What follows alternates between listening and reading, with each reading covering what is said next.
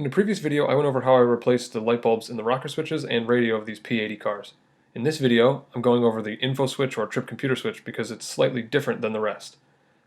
I also made a mistake when I replaced this bulb, so in showing you what I did, I'm also showing you what not to do so you don't make the same mistake that I did. Unlike the rest of the switches, for some reason Volvo decided to make this one not accessible.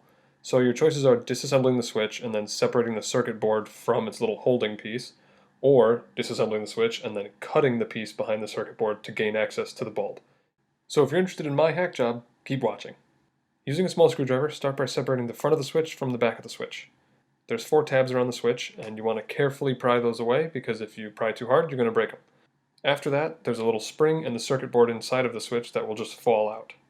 At this point, you can try to separate the circuit board from this little white plastic piece, but I wasn't confident in my ability to separate it without breaking the circuit board and not the plastic piece, so I decided that I was going to cut into the plastic piece to gain access to the bulb.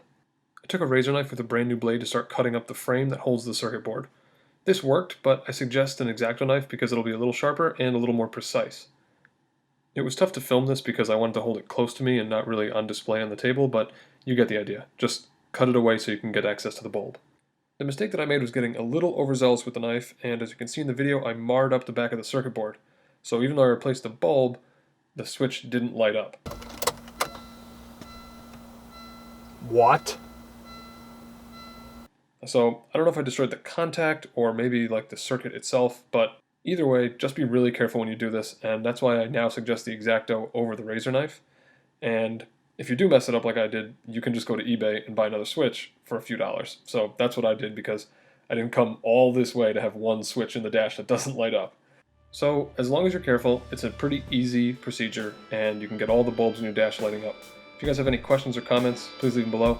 Thanks for watching, and don't forget to subscribe.